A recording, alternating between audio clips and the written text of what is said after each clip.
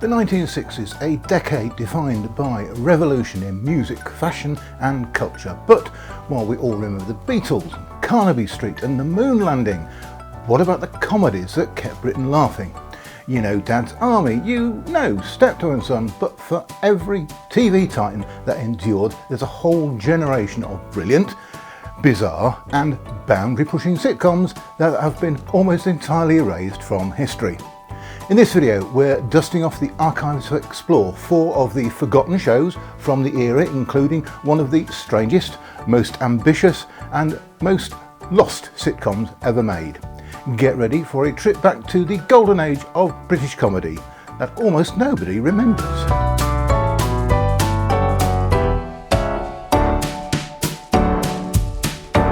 Hugh and I starred Terry Scott and Hugh Lloyd playing the parts of Terry and Hugh.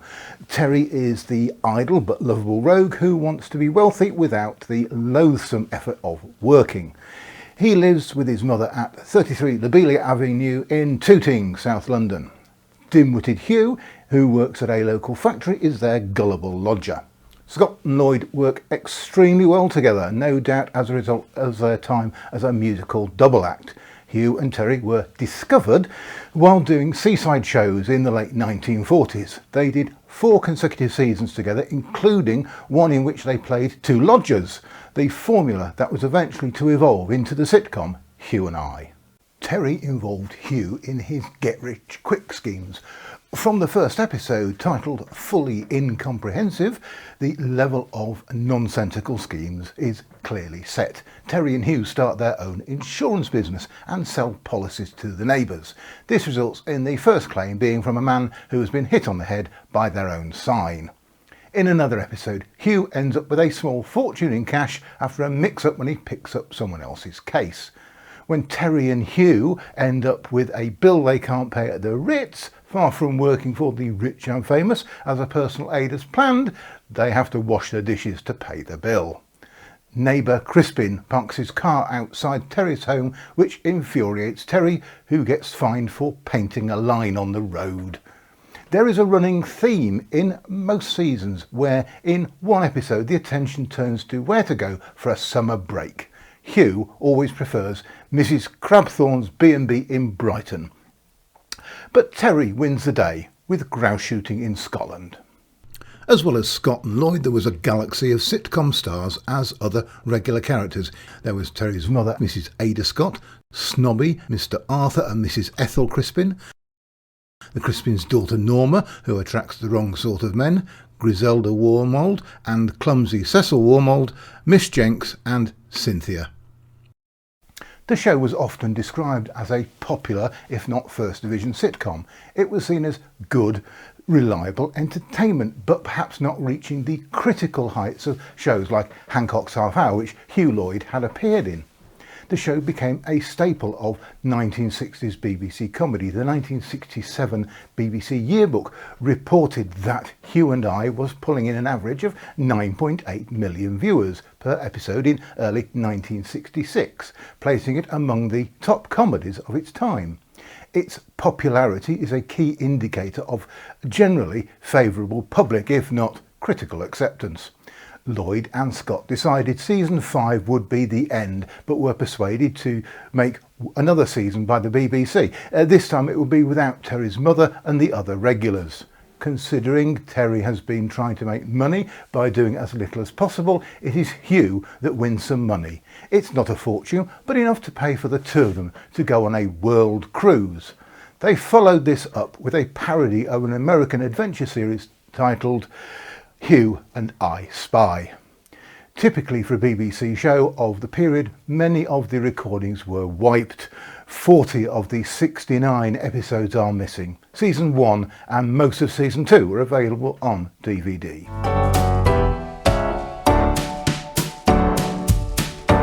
All Gas and Gaiters started as an episode of the 1966 BBC comedy playhouse series titled The Bishop Rides Again. The writers, husband and wife Edwin Apps and Pauline Devaney, used the pseudonym John Wraith for the pilot episode. The pilot was deemed a success and the first of 5 seasons aired less than a year later in 1967. It holds a unique place in British television history as one of the first sitcoms to satirise the clergy at a time when the Church of England still had a great deal of cultural relevance. The opening credits show St Albans Cathedral as the fictional St Oggs, with the crooked spire of the Church of St Mary and All Saints Chesterfield superimposed on the tower. The title is based on the expression "all is gas and gaiters," which had been attributed with several meanings, but generally meaning all is well.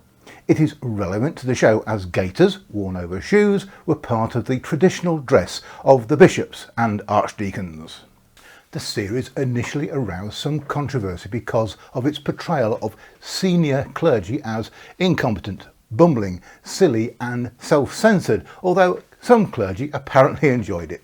Besides the Right Reverend Dr Cuthbert Heaver, Doctor of Divinity, Bishop of St Oggs, the Venerable Henry Blunt, the Archdeacon, and the Very Reverend Lionel Pugh Critchley, Dean of St Oggs, was Derek Nimmo as the Reverend Mervyn Newt, the Bishop's naive and well-meaning, frequently befuddled chaplain. Apparently, William Mervyn was cast as the Bishop on account of his being married to the daughter of a canon. Pauline Devaney chose John Barron as the Dean after seeing him play a maniac headmaster. The Bishop is quite laid back, the Archdeacon is elderly, a bit of a tippler, and has an eye for the ladies.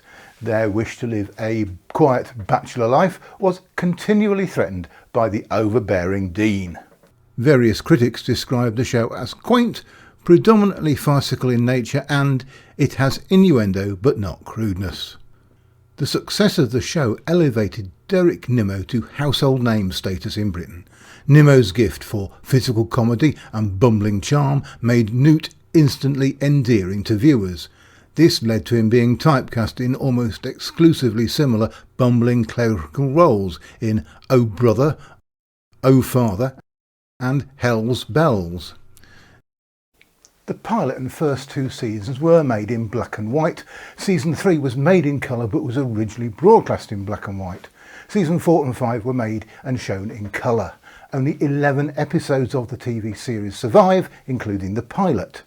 A radio version was broadcast on BBC Radio 4 from January 1971 to December 1972 for 33 episodes. The radio show used the same cast as the television series, with the exception of Derek Nimmo, who left after the first season and was succeeded by Jonathan Cecil. Some episodes of the radio version have been broadcast on various BBC stations periodically, most recently in 2022 and 2025. A book of the original scripts was published in October 2015, and there are DVD collections.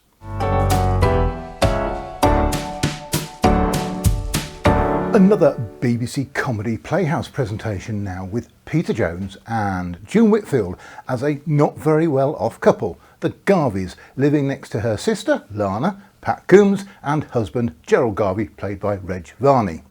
The sting in the tail for the Garveys is that though Gerald is a junior executive, Harry Butt next door is in a manual job and is significantly better paid. While this does not seem to affect Harry's behaviour, his wife Lana puts on airs and graces not dissimilar to a certain Hyacinth Bucket. This was June Whitfield's first leading role in a sitcom, having previously had many supporting roles in other TV shows. She was already a star on BBC Radio and now would soon share top credits with Terry Scott in Scott On, Happy Ever After and Terry and June. The sitcom cleverly used the improving economic climate over the preceding 10 years, which meant that for many their weekly wage increased more than inflation, as seemed to be the case in the Butts household. This encouraged a quest for social one-upmanship by those still striving to improve their earning and social status, like the Garveys. June Whitfield demonstrated quiet exasperation as Rose, while her sister, Lana, played by Pat Coombs, exhibited her trademark naivety but with a helping of passive-aggressive flair. Rose found herself increasingly drawn into a charade of middle-class affluence, goaded on by her sister, who had the money to back up her smug attitude. The show's original run was popular enough at the time for the cast to make an appearance in a Christmas Night with the Stars sketch in December 1967. Peter Jones left the series after the first season. It was reported that he wanted to avoid being typecast in another long-running role like his part in the rag trade. Desmond Walter Ellis took the role of Gerald for the remainder of the series. However, he lacked Jones's distinctive delivery and comic timing. Begging My Neighbour might not have been groundbreaking, but it was witty, well acted, and provides a snapshot of suburban aspiration and insecurity from the 1960s that still feels surprisingly recognisable today. Each episode was only shown once on BBC One, except for Season 1 episode Have Car Won't Travel, which Reg Varney chose as his favourite show as part of the Comedy Choice series, broadcast on the 16th of August 1969. Only 9 of the 24 episodes survive in the archive.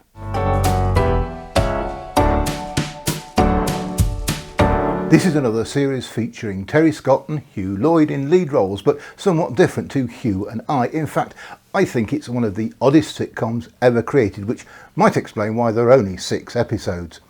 Jimmy Perry originally wrote a short sketch about garden gnomes for the Morecambe and Wise show, but his wife persuaded him they could make a whole series out of the idea. So the stage was set for a sitcom like no other. Terry Scott and Hugh Lloyd sitting motionless as garden ornaments, yet moving mountains of political and social commentary. The title itself was a satirical jab, a play on former Prime Minister Harold Wilson's notorious Gnomes of Zurich remark aimed at Swiss bankers. But here the satirical target was closer to home. Dulwich. Their lives as Big and Small were initially serene. Big, played by Scott, contentedly fished all day long, his line dangling into a plastic bucket because his pond wasn't finished yet. Small, played by Lloyd, calmly fed his frog. But this suburban idyll was constantly under threat. The great cultural conflict of 25 Telegraph Road was the introduction of new, brightly coloured, plastic gnomes made overseas, the foreign invasion. This was the show's central brilliant metaphor. While the stone gnomes debated why humans spent Sundays washing their cars, considerable time was also allocated towards discussing the new arrivals, the plastic gnomes made in China. They were a constant visible threat to their British old school stone existence. Big's plastic bucket was a point of gnome-sized rage, as he said, "Well, you know how I feel about plastic." Hugh Lloyd perfectly encapsulated the show's ambition. He pointed out that because we're playing creatures on an entirely different plane, we are able to look at silly human problems from a new perspective. And those silly human problems were the controversies of 1969 Britain, the old school tie mentality, religion, war, politics, drink, and, most crucially, race relations, all being dissected by 2 static stony figures. The concept was daring, the execution was demanding. The actors underwent a process that they dubbed gnomification, involving bizarre costumes and elaborate makeup. Terry Scott, who was initially dubious, admitted the transformation was key. "We weren't sure the idea would run to 6 shows, but when we recorded the first one, we came out of our dressing rooms and there we were, authentic stone gnomes. We sprang to life." For gnome authenticity, their costumes restricted their movements. Their sets were built to a colossal scale to make them look tiny, and the humans were almost entirely unseen. A glimpse of feet, a snatch of conversation, or the occasional giant shadow. And technically, the Gnomes of Dulwich was revolutionary. It was one of the first British television shows to utilise the then new technology of colour separation overlay, or CSO, what is referred to green screen or blue screen. The equipment had only just been installed in BBC Television Centre's Studio 8. The CSO was used sparingly, mostly to composite the giant-sized human legs against the footage of the tiny gnomes. This novel process was so cutting edge that several BBC department heads requested demonstrations of how the show was employing the technology. But revolutionary technology and stellar cast aside, the show did not land. Despite the promises of highbrow satire and technical flair, the Gnomes of Dulwich failed to truly ignite the imagination of the British public. The BBC's audience research report painted a muted picture. Audience indexes were expected to be high, around the 70 to 80 mark. Episodes of Fawlty Towers achieved audience scores of 80 plus. The final episode of Gnomes scraped an overall rating of 61. The overall impression from viewers was damning. They found it childish. It was certainly well liked by children who were allowed to stay up to watch. It was said to contain too many smutty jokes, and perhaps most frankly one viewer described it as absolute rubbish. Praise was reserved only for the performances of Lloyd and Scott. However, the final episode, which contained a much more defined satire, showed a marked improvement, suggesting a future season could have been a success, but it never came. The story concluded with the Gnomes literally being sold off, leaving 25 Telegraph Road. They were loaded up and shipped out, unaware of their new address. And then came the final, perfect punchline. Their new home, number 10, Downing Street, London. The very last line in the programme belonged to the Unseen Humans. Do you like the new Gnomes? Darling, I think as far as gnomes go, we've got the world beat. The politically minded gnomes had arrived in the garden of the Prime Minister, and then silence. Of the 6 episodes that made up this fascinating, forgotten and technically ambitious series, none are currently known to exist. The Gnomes of Dulwich was also shown on the ABC network in Australia in 1970 and 1972. A rare glimpse of a moment when the BBC tried to tackle the controversies of 1969 Britain through 2 stone-still comedians by a pond. A failure perhaps, but a brilliant, baffling failure all the same.